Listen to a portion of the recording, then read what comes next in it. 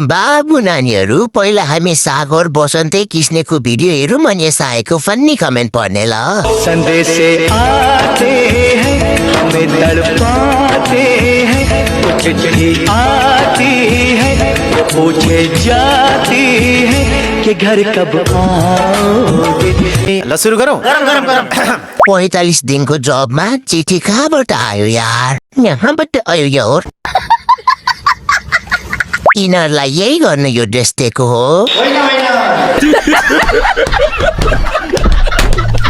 यति त 20 साल सर्भिस दिएको सिनियर एआइजीले गर्दैन। के हो? म्यादी त बहाना हो, टिकटक बनाउने चाहना हो।